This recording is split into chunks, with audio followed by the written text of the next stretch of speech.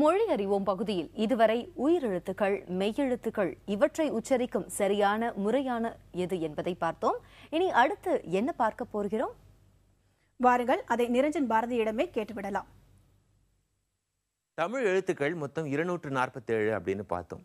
இந்த எழுத்துக்களை 2 வகையா பிரிச்சிருக்காங்க. ஒன்று முதல் எழுத்துக்கள், இன்னொன்று சார்பு எழுத்துக்கள் அப்படின்னு. இந்த முதல் எழுத்துக்கள் அப்படின்னா என்ன தெரியுமா?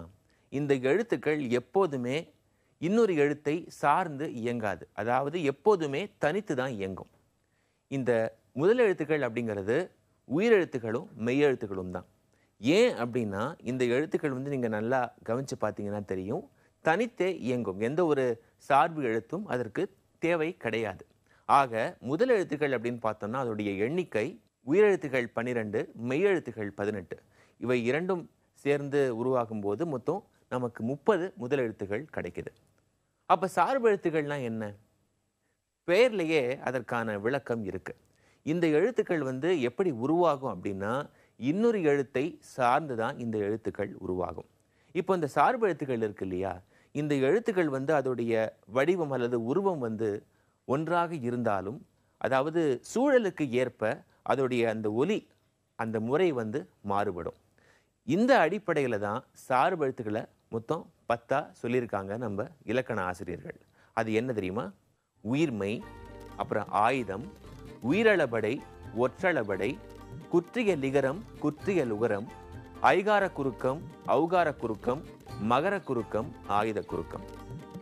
பெரும்பாலான உலக மொழிகளில் பேச்சு மொழிக்கென்று ஒரு இலக்கணமும் எழுத்து மொழிக்கென்று ஒரு இலக்கணமும் உருவாக்கப்பட்டிருக்கு.